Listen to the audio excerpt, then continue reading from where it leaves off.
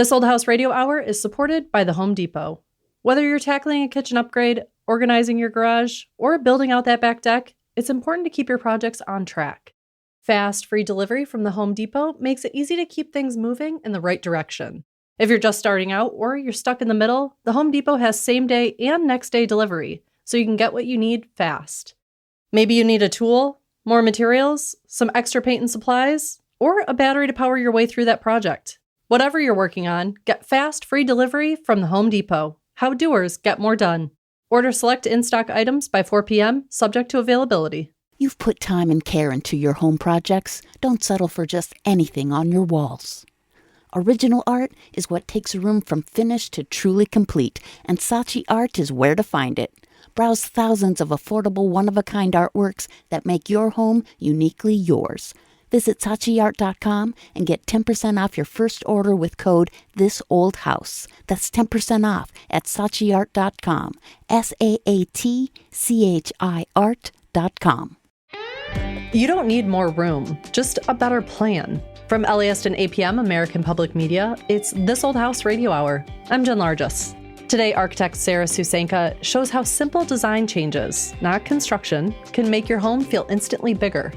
If you can start to think of your house as a three-dimensional object rather than a two-dimensional plan, it changes everything. Sometimes an old house teaches you more than where the beams and bricks are. Daryl Hall discovered that when he restored a 1787 home. Every house has its own unique personality. The people that lived in these houses leave their mark. Most dog runs fail because they ignore what dogs actually need. Cesar Millan shows you how to build one that works for your yard and your sanity. All of this, plus we're answering your home improvement questions at 877-864-7460. Coming up right after the break. Most of us think the answer to feeling cramped at home is to add more space. Architect and author Sarah Susanka says the opposite. Today, she explains her not-so-big philosophy and how simple shifts in design can transform how your home feels without adding a single square foot. For anyone that is not yet familiar with your work, could you help by defining what is the not-so-big philosophy? Well, it started off as the not-so-big house, which was really how to build better rather than bigger. So it's not particularly about small houses, but it's about building a house that's probably about a third smaller than you thought you needed, the same amount of money, but with the quality of the space really made better by that expenditure. So it's really about reapportioning dollars out of square footage and into quality and character. Was there a moment or a project that first inspired the not-so-big philosophy? I had clients that would come in to our office. We at the time had a fairly small residential architecture firm, and people would come and sit across the desks from us and start telling us what they wanted. And they would start with, well, we need a formal living room and a formal dining room. And as I listened to them, I realized, but they don't use those spaces. They're building them because the real estate market tells them they need them for resale. And I wanted to have as much of their budget available for the spaces they did use every day. And so it started to just sort of percolate in my mind, there's got to be a better way. This is ridiculous. The one that really turned the corner for me was a client who was building a huge house. And they actually had hired another architect, and it was not a pretty house. It was still in You're drawing so kind. phase. Yes. Here they were building, many more thousands of square feet than I would have ever imagined. And I decided I'm just going to tell them what I stand for. Their desire was to make a house that their friends wanted to be with them in that house. And For show. I said, we're gonna make a house that your friends will want to be in, but for the right reasons. And they hung with me, and the house was so much better than it would have been. But that house made me realize, if I'm going to write a book about why to build a not-so-big house, a house that's a little bit less big, but better in quality, I had to be able to get to those people that were building these things for show also. And it worked. When you're helping a family or you're helping a client, how do you identify the spaces that maybe aren't getting the correct use in their home? Well, there's a very simple exercise you can do. And just to write down, how often do I use each of the rooms in my house? So, some of them get used many times a day. Some of them you go into once a week. And some of them, when I ask the question, I go, we've never used that room. That's a pretty good indicator. And, if I'm working with a client, I'll say, well, write down the size of each room and what the functions are that are supposedly happening there. And then, if it's something that happens rarely, one of the things that I talk about in the Not So Big House is making a room do double duty. So oftentimes people need a guest bedroom, but they need it once every 2 years. That could also be an in-home office, or it could be what I call an away room, like a den that you can retreat to if you've got a private phone call you need to make and get away from all the noise generators we have in our houses these days. So, it's letting yourself look at what are my actual needs and then what's here that isn't being used properly. If someone were to implement the Not So Big idea in their existing home, what would you recommend as their most impactful first step? There's a couple of things, but one is that most houses have all of the spaces the same height. I mean, so we've got 8-foot ceilings or 9-foot ceilings or 10-foot ceilings. But when you modify the height just by bringing down a ceiling over an eating alcove, for example, just bring it down a little bit, it changes the feeling of that space completely. And so if you can start to think of your house as a 3-dimensional object in which you live, rather than a 2-dimensional plan that's just been extruded up to the ceiling, it changes everything. And it can make a house so much more comfortable. And most people never even contemplate that. So it's a tricky one to grasp. But if you just think of some of the restaurants you've been to where there's a cozy corner, where there's a lowered ceiling, for example, that's what I'm talking about. Do you have any advice for people who are maybe not in a home that they own, whether they're renting or in an apartment or condo where maybe they don't have as much freedom? Yes, if you're allowed to paint, using paint to just, for example, make one wall a strong visual element in the space can make a huge change to the way you experience the space. When you learn how to use color effectively, it can make an enormous difference. And it's simple, it's cheap, and it's incredibly satisfying. What do you think is the core misunderstanding about the Not So Big idea? Well, it's a paradox. The name Not So Big often makes people think that I'm talking about small. And I'm not talking about that. I'm talking about less square footage that feels like more. I call it diagonal views. If you have a triangle and you look along the diagonal, that's that longest line that connects the two corners of the triangle, you are looking a lot further than if you're just looking along either the horizontal or the vertical dimension. It's a very simple idea, but it's almost never used in the houses that we build, yet it can make things feel so much more interesting. And so it's stuff like that they're little simple tricks. Architects use them all the time, but most people don't even know to ask for them. Thank you so much for your time. Thank you very much. Thank you so much. Right now, we're answering your home improvement and DIY questions. You can call us at 877-864-7460. That's 877-864-7460. Hello, you're on This Old House Radio Hour. Hi, this is Mike Burrell from Riverview, Florida. So I purchased a generator last year because, we have hurricanes here like crazy. We had 2 last year, and one of them left me without power for about 4 days. I've purchased a generator since that time, and I want to connect it to the house. Absolutely. Well, we have Zach Detmore, general contractor for This Old House, and Heath Eastman, an electrician for the show, both here to help. Definitely not going to do it myself. I am not an electrician. Good call. I like to hear you know your limits. That's good. All right, Mike, so it sounded like you got a portable generator? I do. And I wrote some numbers down. So it's a gas and propane, so it's a dual power. When it's running gas, it can run at about 10,000, I guess, whatever amps are. And the propane is like 9,000. Oh, just over 9,000. Gotcha. That probably has a 50 amp receptacle on it versus just having a 30, right? Right. It has a 30 and a 50 amp. Perfect. and goes to 240 volts. So the first thing I like is that you got a generator that runs both fuels. I have a friend of mine that actually runs one on propane, which is pretty rare around here. But the nice thing is, if you have a place to keep that tank, it stays. You don't have to worry about stabilizing the fuel, having it go bad, coming up a carburetor, and it just works. And, a lot of gas stations may actually have generators down by you, but some up by us don't. So when we get a big storm and you lose power, you may not be able to get fuel. So if you run out and you're storing more than 5 gallons, you have to run out and refill that tank. Having the propane bottle makes things a lot easier. I like that a lot. That's a good start. So with that 50, we're looking to connect that. We obviously want to keep the unit outside. We don't want to leave it in a garage when it's running or anything like that. So you want to wheel it out. The first thing we want to try and look at is how much do you want to run in the house? Do you want to try and run the whole place? Do you want to run just a few circuits? What are you trying to do? A 50 is going to limit us, but we do have a few options. Right. So I don't have to run an entire house. I would say if needed, usually after hurricane, the weather is really cool here for a few days. So I don't necessarily need to run an AC unit, but I would like to be able to power some small AC units portable AC units that can have in the house. Gotcha.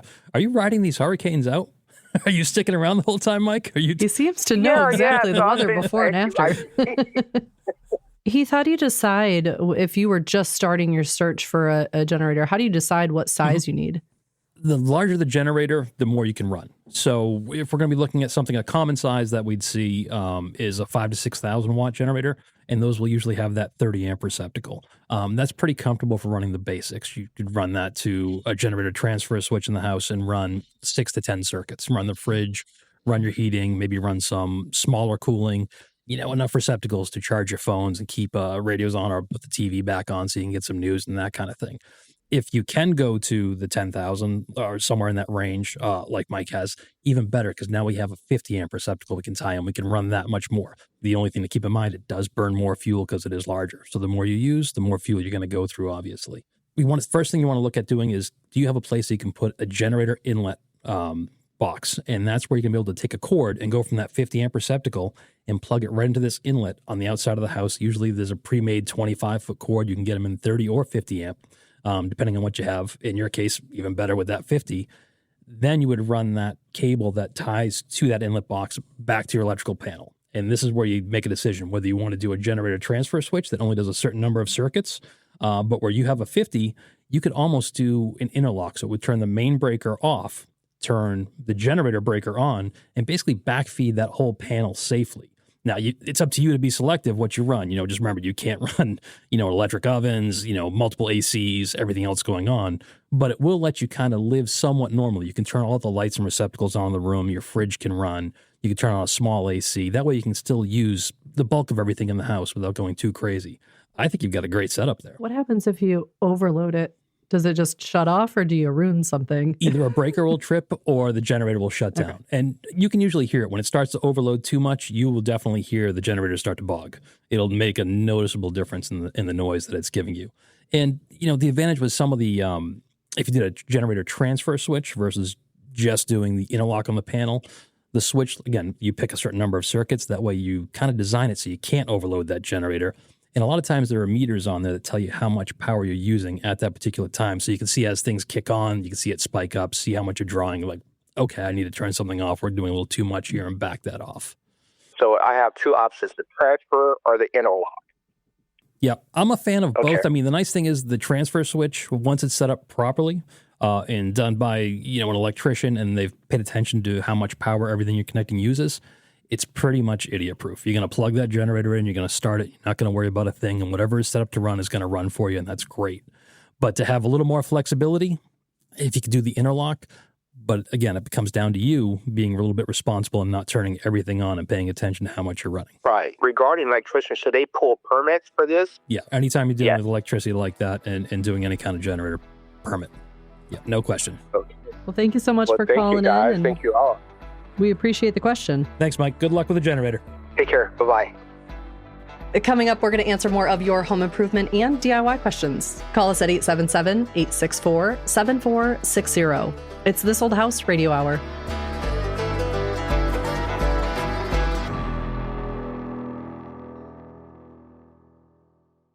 This Old House Radio Hour is supported by the Home Depot. Whether you're tackling a kitchen upgrade, organizing your garage, or building out that back deck, it's important to keep your projects on track. Fast, free delivery from the Home Depot makes it easy to keep things moving in the right direction. If you're just starting out or you're stuck in the middle, the Home Depot has same-day and next-day delivery, so you can get what you need fast. Maybe you need a tool, more materials, some extra paint and supplies, or a battery to power your way through that project. Whatever you're working on, get fast, free delivery from the Home Depot. How doers get more done. Order select in-stock items by 4 p.m., subject to availability. You've put time and care into your home projects. Don't settle for just anything on your walls. Original art is what takes a room from finished to truly complete, and Saatchi Art is where to find it. Browse thousands of affordable one-of-a-kind artworks that make your home uniquely yours. Visit SaatchiArt.com and get 10% off your first order with code THISOLDHOUSE. That's 10% off at SaatchiArt.com. SaatchiArt.com. My dog Max loves chewing on my favorite pair of shoes, almost as much as he loves his Blue Buffalo Life Protection Formula dry dog food. Seriously, he never leaves a crumb. And I love it too, because it's made with high-quality protein, antioxidant-packed fruits, and nutrient-rich veggies. Blue Buffalo foods are made with the superior ingredients your dog needs to thrive. Can your dog food say that? Visit feedbluefood.com to learn more.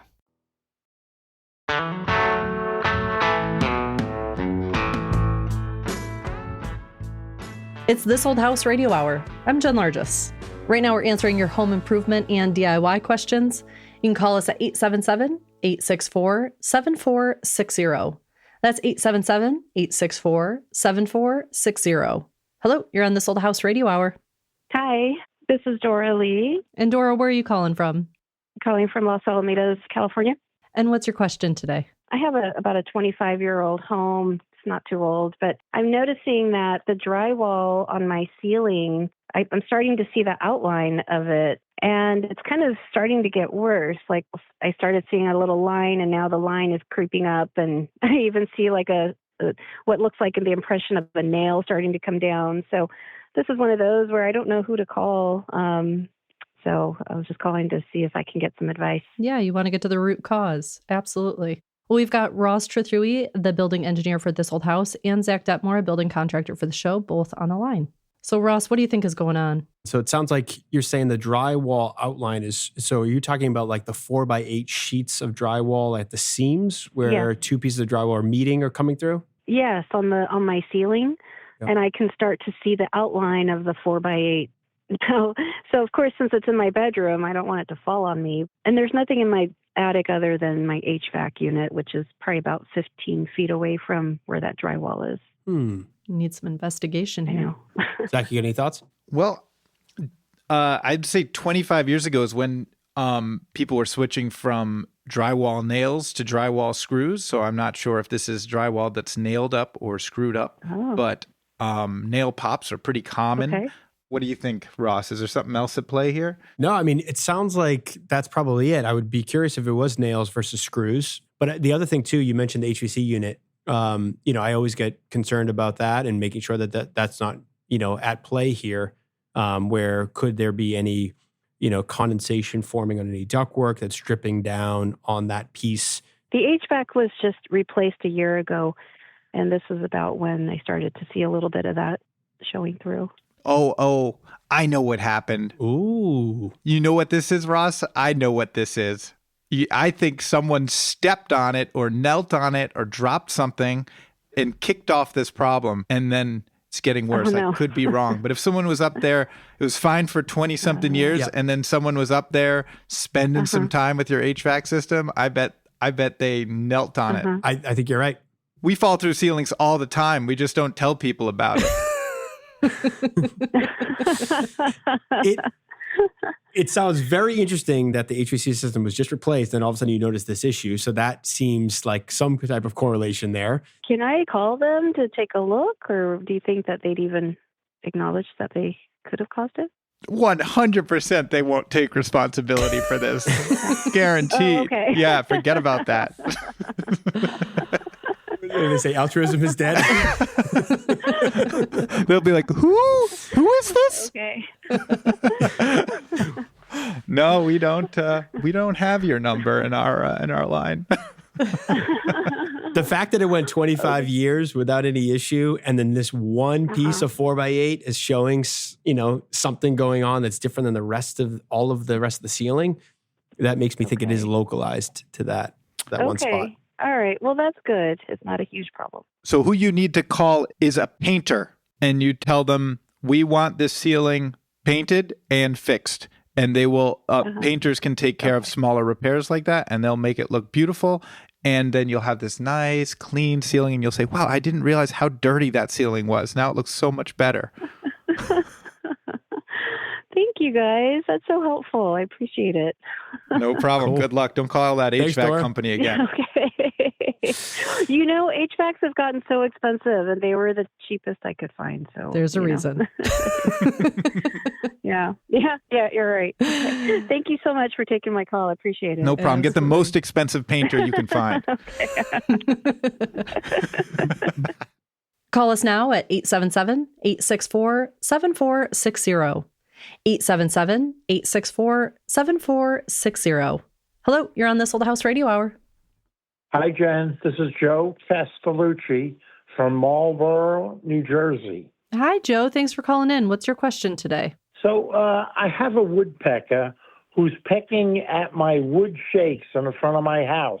I don't know what to do about it. Yeah, well, that's a pesky problem. Yeah, to say the least. To say the least. We have on the line Charlie Silva, a builder for the show, and Zach Detmore, a general contractor for the show. Zach, we've heard this before, woodpecker. I have seen this. I don't have a great solution. I have heard, and I'll throw this to Charlie, but I've heard deterrents work well, like moving objects, wind chimes, creating nesting boxes, for example, where maybe there's like an easier place for them to peck that's not your siding. I would say the fastest thing is just, rip all your siding off and go up with fiber cement or asbestos siding. They're no problem. That's a surefire method. Oh, good. Yeah. Yeah. What do you think, Charlie? Right. Might not be the cheapest, but yes. You don't need a budget for that. Yeah, no, it's not the cheapest. I had new shakes put on about 10 years ago, and I had good shakes put up. And doing some research online, I did see that they said the probable cause is that the woodpecker has detected insects behind the shakes. And that's why they're pecking, to get to those insects. All right. I'm gonna say that it's not insects. I mean, it could be, but I doubt it. No. So Okay. I've actually had this happen, and it was one of the woodpeckers, I forget which one, if it was the male or the female, putting a scent on the siding for mating. So you obviously have a very good-looking house. But that's what it's from. It's all in love with it. And I built a new house probably, I think it was 2001, and all cedar shingles. Probably 2 years after we built it, they called me, woodpeckers on the side of the house, destroyed about a 1 foot square area, something like that. So we repaired it. The exact same spot came back and did it again. And it wasn't insects. It was, and then so what I did was I took a can of, you could use something else, but I had bee spray with me, and I sprayed bee spray on the siding. Not the best for the finish, but it does kill the scent. Then I think if I remember right, back then we let it set for, I don't know, a month or 2 or 3, whatever it was. Then I repaired it, and nothing ever came back. So I believe that's probably what your problem is. And if you do spray something on your house, it will stain it. So just keep that in mind to try to keep it to the area. But true story, though. I mean, I actually have seen it in other houses that I haven't done, and people say, I got woodpeckers, and I tell them to try that. I've never heard that before. I wish I would have heard that 10 years ago. We had a woodpecker problem when we lived in Massachusetts, but we had the long, he was ruining a lot of our house. Yeah. I mean, sometimes back then on a house where the clapboards were bad, it was because of insects. But this one here that I did, I knew it wasn't full of ants. We just, built the house in. So I've stained the front shakes to a darker color. It's turning darker after a few years. Is bee spray the same as wasp spray? I'm sure it is, but I mean, you don't even have to use that. I mean, you could use something else. And once again, look it up online for what I just said. Search what I said about the, putting the scent on the house and so forth. And there might be something better, but I had bee spray with me and I tried that. Okay, Charlie. All right. I'll give it a try because, I mean, this crazy woodpecker first started pecking at the leaders and gutters, the aluminum, and it sounded like a machine gun going on. No. And then he went to the wood. Yep. You could always adopt yourself a bald eagle. That's right. Oh, God. Rent an eagle. I only wish. Okay, I'm gonna give your recommendation a try. All right. Good luck to you. Thank you very much, Charlie. Thanks. Okay. Call us now at 877-864-7460. That's 877-864-7460. Hello, you're on This Old House Radio Hour. Jordan Wall, Scott Township, Pennsylvania. Hey, Jordan, what's your question today? So, my house was built in 1998, and the refrigerator is original to the house. I recently upgraded my refrigerator, and I found out it's 2 inches taller than the old one, so I have to cut the cabinet down for it to fit all the ways. So I'm just trying to figure out what the best option is for me. Okay, well, to help us out, we have Zach Detmore, contractor for This Old House, here on the line. Jordan, I am so familiar with this problem. I've done this so many times. You shouldn't admit that. Big Refrigerator doesn't want you to know that they've been slowly growing the last 2 decades.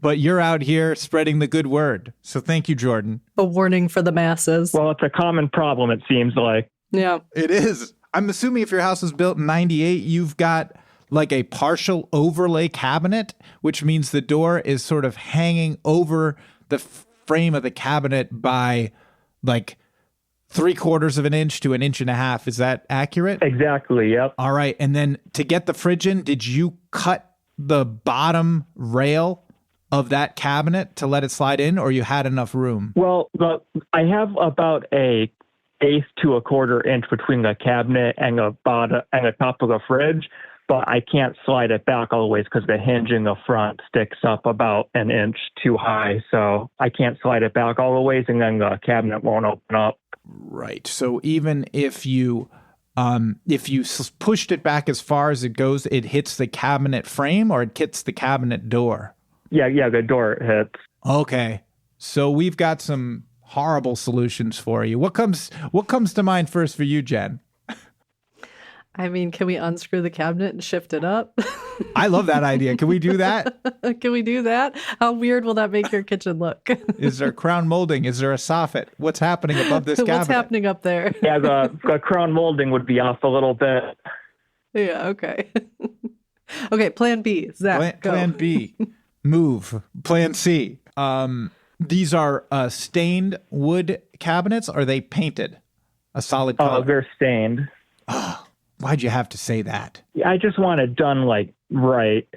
If you have a custom cabinet shop, they can modify these doors for you. No problem. It's just more expensive than you might think because it's complicated, right? But it's totally possible. Yeah. So I would say if it's the we want it to look perfect approach, you want to engage with a mill worker or a custom cabinet maker, have them modify the doors, field modify the bottom of the cabinet if they need to. No problem. You need to find someone who is familiar with finishes, where a cabinet maker, cabinet manufacturer will be able to do that for you. It's totally possible that you can find someone to do this, and they will get pretty stinking close. I think that's it. Find a mill worker, see what they say. If it feels like it's too expensive, then you can go to moving the cabinet up like Jen's suggesting and modifying the crown, or you want to go super sketch Zach approach, rip the doors off, throw them in a dumpster and put some baskets up there and call it a day. Well, sounds like a couple good options to work with, right? And a couple bad ones. You're good to go. Yeah. You decide. Jordan, hopefully that was helpful. We thank you for the call today. I appreciate your time and taking the call and answering the question. Take care, Jordan. Absolutely. Good luck. Have a good day. Take care. Call us now at 877-864-7460. 877-864-7460. Hello, you're on This Old House Radio Hour. How you doing? Oh, this is Gary Fields. I'm calling from Sagamore, Massachusetts. Gary, what's your question today? Our house has steel I-beams, and they run through the basement, and we have a drive-under garage. And I've noticed probably in the last couple of years or so, there's spots of rust kind of coming onto the steel I-beams. And I was just kind of wondering the best way to kind of treat that, remove it. I've heard of like rust converter, things like that. And then, the best way to paint it and prime it and all that. All right. We've got Zach Detmore, a general contractor for the show, joining us, as well as Mauro Henrique, a painter for the show. Mauro, what do you think is happening here? Well, the number one question that I always ask when I see something happens like that is there any water leaking from the ceiling that drips into that I-beam? There isn't, no. In the basement section, we keep a dehumidifier going in the summertime when it's real humid, but we can't do that in the garage, obviously. But Hey, Gary, it's Zach here. How old's your house? it was built in '86. We've been here for almost 10 years now. I think you're in luck. I think you can let this thing rust and by the time it falls, it's going to be 100 years from now. Steel's They so call strong. it a patina. Yeah. It's a style. Yeah. It's beautiful. And that's probably a question I had. Is it a concern, First thing I would think is it's not a concern. I typically think when you have the type of rust where it's flaking off and you could sort of dig your fingernail off of it and it's actually rusting so much that it's intruding into the thickness of that beam, that now we're compromising structure. Yeah. Because it's a relatively new house, which means the beam is probably a little bit oversized for what it needs to be. I know there's, engineers jumping up and down right now in their cars listening to this saying, "That stupid carpenter doesn't know what he's talking about." But what do you think, Mara? Am I barking up the right tree here? You are. Was that been painted before, or is down raw metal? It's got like a gray color on it. I don't know if it's a primer or a paint, but it's not raw metal. Okay. I would say prevention is the number one. If you want to keep that beam nice and clean and, scrape everything that's loose, lightly sand or wire brush or anything that can take all that loose stuff out. And the most important thing is the preparation to prevent this thing to go all the way down the whole, beam that you have in there. It's like Zach said, Right. It's part of the structure of the building. And when you talk about structure, a little coat of paint can prevent a lot of damage to it. Yep. I think you're right, Marl. Yeah, and that's what I wanted to prevent is it's the spread of it, and as opposed to just painting over it, making sure I remove all the rust before I paint so it doesn't spread. You know what you should do, Gary? You ever see those videos of like guys making motorcycles and they look really cool making the sparks with the grinder? Yep. Yeah, I think you need to be that guy. Get down there with like a flappy wheel and just go to town, get someone to film you so you can get it up on your social media and get to that bare metal, right? You'll feel cool. Yep. You'll be getting the job done. And it's just going to make very quick work of it. And you'll see when you're done preparing it, if the prepared spot is, even, then the rust hasn't sort of gotten into the beam. And I would be very scared if I noticed something visual like an indentation where the rust was. That's a problem. But if it's not like that, I think you're good to go with what Mauro's saying. So Mauro, it sounds like he wants to paint this in the end and make it look a little bit more aesthetically pleasing. What's the right primer and paint that he needs to use for this kind of application? Once everything is nice and clean, all sanded, all the loose stuff removed, I would definitely use like a metal anti-rust primer. It's also Boy, interior. does that smell good, right, Mauro? I love that, Zach. Wow. When I open that primer can, I say, whoa. Today's a good day, Gary. Today is a good day. Just keep your windows open. Open the door on a nice day so all the fumes can, move out. And once you get the windows and doors open, you'll be ready to paint. You can top paint with one of those DTM paint, which stands for direct to metal paint. But an extra protection, an extra coat of paint goes a long way. All right, Gary. So you're going to get yourself a grinder, shine that thing up, expose the metal, check to see if there's any problems, then hit it with a coat of primer, some DTM. You'll be out of there by lunchtime. Yeah, and most important, get some protection gears. Oh, right. Do that too.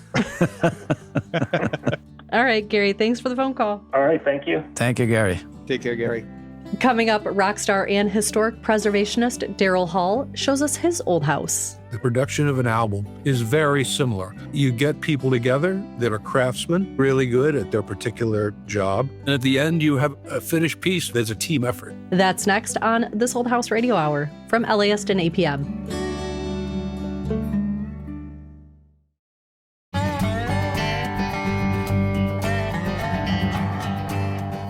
It's This Old House Radio Hour. I'm Jen Largess. Coming up, Cesar Millan is going to show you how to build the perfect dog run. But first, we go to Sherman, Connecticut. Musician Daryl Hall makes music that's soulful, melodic, and honest, and he approached the restoration of his 1787 farm home in the same way. Hi, I'm Daryl Hall, and I'm a musician, and this is my old house. I've grown up with antique architecture. I've lived in it my whole life. My grandfather was a house builder as well, and he specialized in masonry. He built whole brick houses, constructed chimneys and any kind of masonry, stone and brick chimneys. So I was always on these construction sites as a little kid. I used to love to watch it. I used to watch my grandfather lay bricks, and he showed me how to do it. Basic things, how to mix mortar. I really always loved it. I just was really drawn to it. I love antique houses. I am totally immersed in history, and that's my great love of life other than music. I'm a time traveler. I like to live in it. I don't collect a lot of art. I like to live inside art, and I consider this to be art. This house, it's a quintessential federal house. It was built in 1787, the year of the Constitution, so that makes it federal.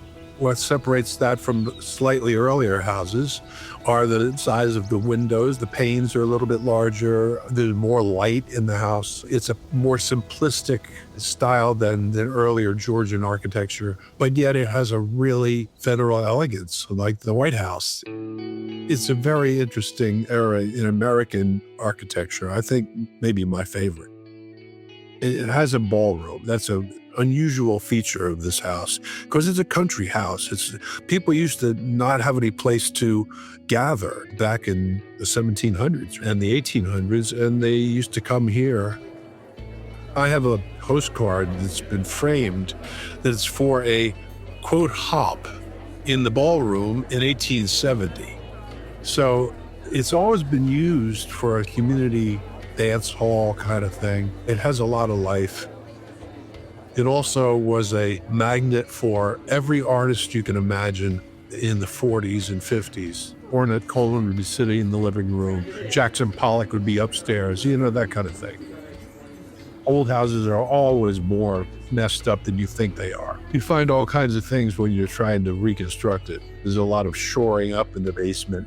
Even though the rooms are large, there was really only one master bedroom.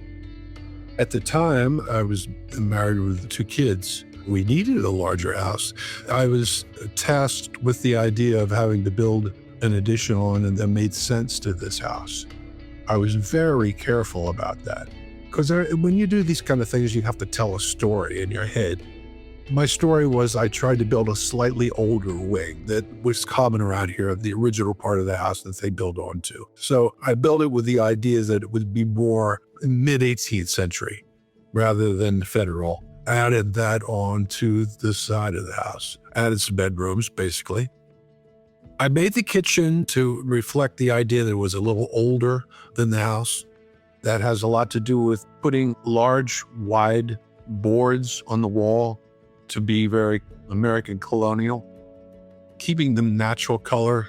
The ceiling, the joists, and the summer beam are very large pieces of wood, especially the summer beam. The summer beam is gigantic. And then the kitchen itself is sort of a large square, and it has open shelves and sort of an antique style sink. I have a stone sink. The stove area is covered with Delft tiles. The ballroom is my idea of perfection.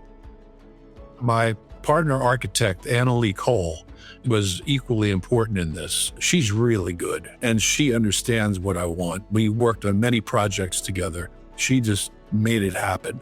The ballroom is perfect. It's my pride and joy. The production of an album is very similar.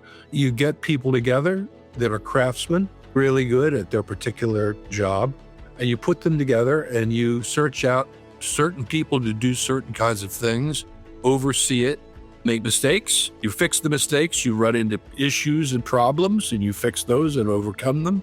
And at the end, you have a finished piece. There's a team effort. Every house has its own unique personality. The walls reflect the history. I truly do believe that. The people that lived in these houses leave their mark, whether it be the remnants of Jackson Pollock or just vibes. You can go into a room. I've worked in haunted houses. This one is not haunted.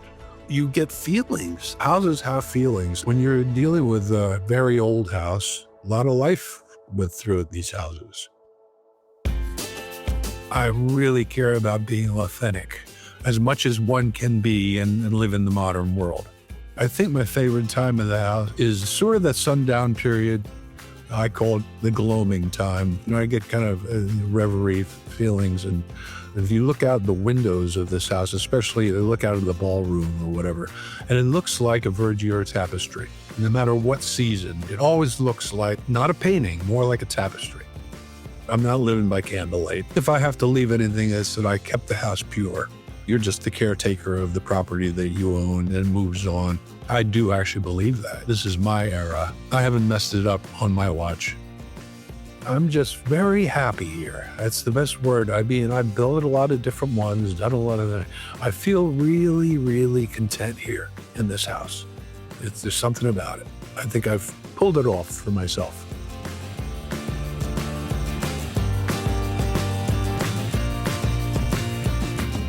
That was Daryl Hall. You can listen to his 6th solo album, D, available wherever you stream your music.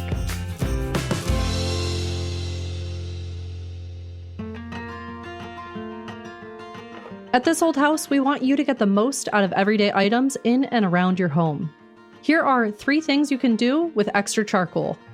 1. Nourish your compost heap. Charcoal can be a valuable addition to your compost pile, helping to balance the carbon to nitrogen ratio. If your compost smells like ammonia, it's a clear sign you need to add charcoal. 2. Disguise an imperfection. Charcoal can work as a quick fix on scratched wood surfaces or furniture. Gently rub a piece of charcoal over the scratch to fill in the damaged area. The temporary fix works best on darker woods and can help camouflage minor imperfections. Lastly, keep rust off tools. Protect your metal tools from rust by placing a few lumps of charcoal in your toolbox. Charcoal absorbs moisture that can lead to oxidation, helping to keep your tools dry and rust-free. For more tips like this, visit our website, thisoldhouse.com. Now, back to the show.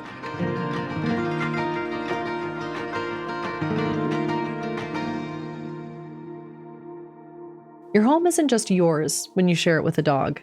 It has to fit their energy and their instincts and their need to move. Cesar Millan is here to help you build a dog run that keeps your pet balanced and your yard protected and your home a little more peaceful. So our question today is it possible to turn a regular yard into a run for your dog, even if you have maybe a small yard? Yes.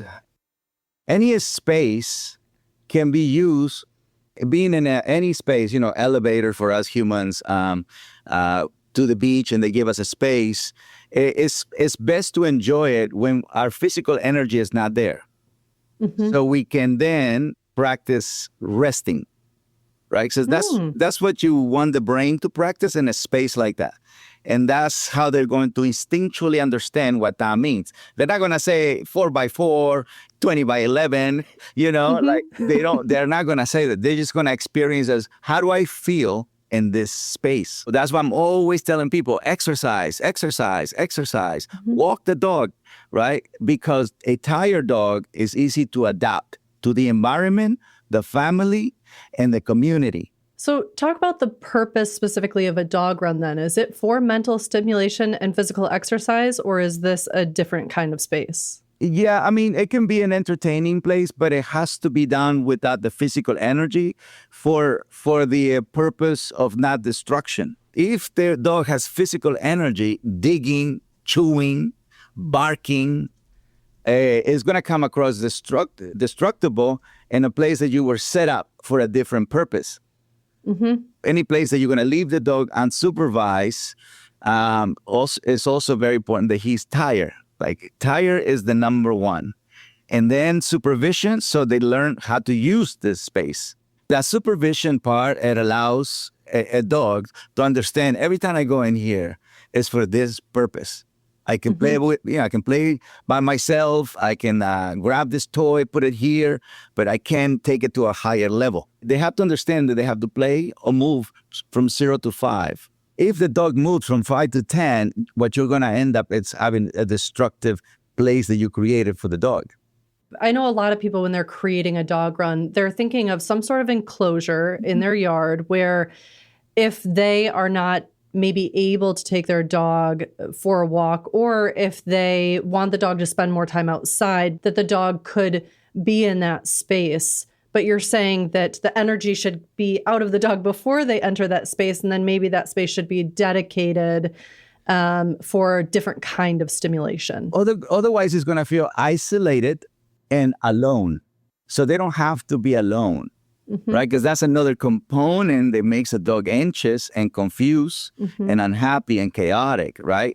To feel alone. They're pack-oriented, so make sure the dog doesn't feel alone and isolated. And so what should our listeners know about potentially creating a dog run? There shouldn't be for pee and poop, number one, right? Because a dog doesn't want to live where it smells like pee and poop. It's not healthy. It's not happy. It's not a good heart. And, it takes hope away from them. Animals will never, ever, ever do that. They're very clean to where they live.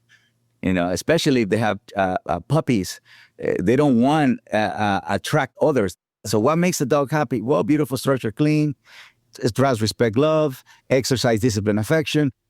And so in creating a space like this, how much do you have to take into account a dog's personality maybe? If a dog is low energy, high energy, that kind of importance? How much does that play into the design? For those who rescue a high-level energy dog, it's impossible to ask them to stay in one run without going, crazy, without a long run.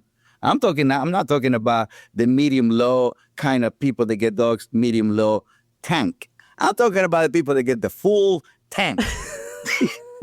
Those people, to practice what you're saying, they have to be at least 3 hours outside for the dog to say, yep, I got to my limit.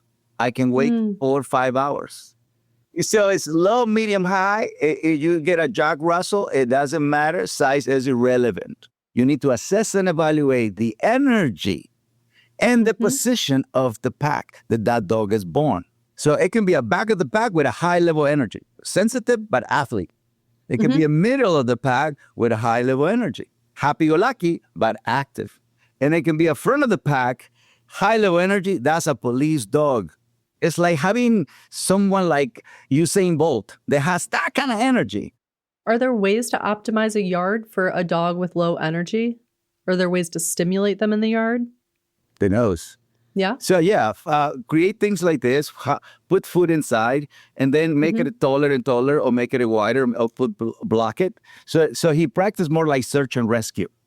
Make him a search and rescue dog, and eventually you switch the food for keys, or for money, or for something. So create 3, 4, 5 different scents that is his job to go look for it.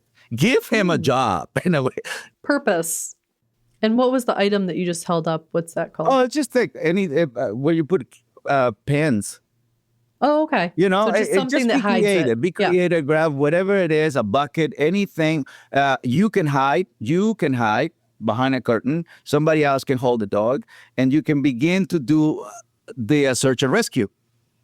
Right? And then you see, my dog can find 3 times, and then he's done. All right. 3 is better than nothing. Do you believe in designing obstacles or activities that engage dogs? Yeah, like obstacle course? Yeah, things that give them more than just a flat space. Any challenge that you give to a dog is going to be good. It's like the equivalent of math for children. They have to figure it out, have to go from point A to point B.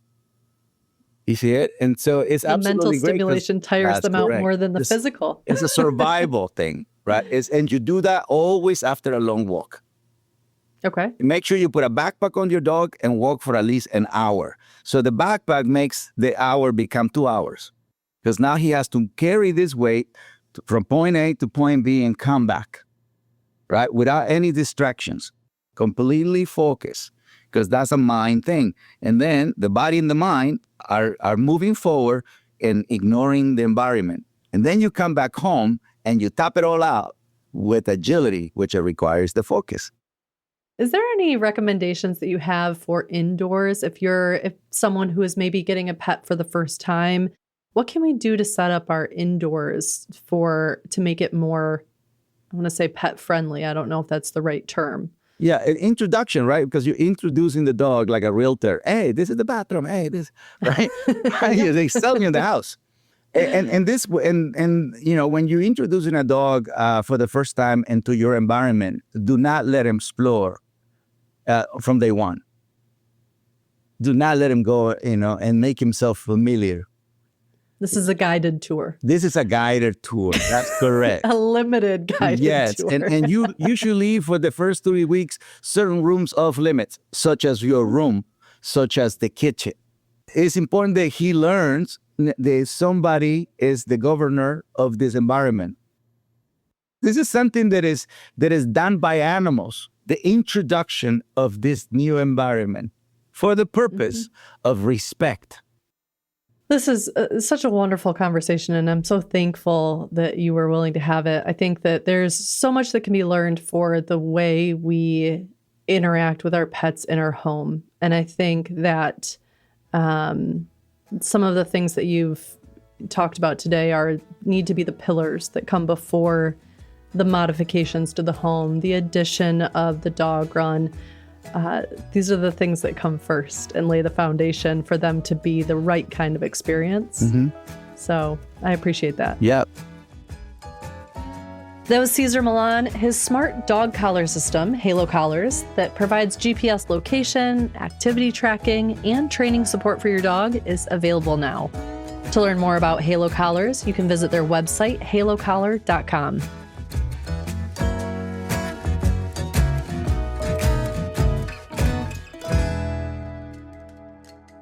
And now it's time for one last thing, my favorite tool. Hey Jen, it's Jen Nawada, landscape contractor on This Old House. And I just wanted to talk about one of my favorite tools today. If you're in the garden, don't use scissors. You're going to need pruners at all times, whether you're deadheading a perennial or a woody shrub. One of my favorite tools, it's the bypass pruner. I have it on me pretty much at all times because something always needs to be pruned. The bypass pruners also have a spring, so I squeeze it and it opens up. So there's a little bit of resistance. It bounces open if you want to get right into the crotch of the plant when you're pruning a woody shrub, and it just slices it perfectly, as long as you keep them sharpened.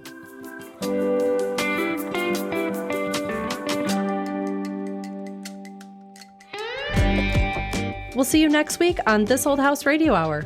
Our show is distributed by and co-produced by LAist Studios and APM, American Public Media. This Old House Radio Hour was created and produced by Ember 20. Listen to new episodes of the podcast every Tuesday on your app of choice.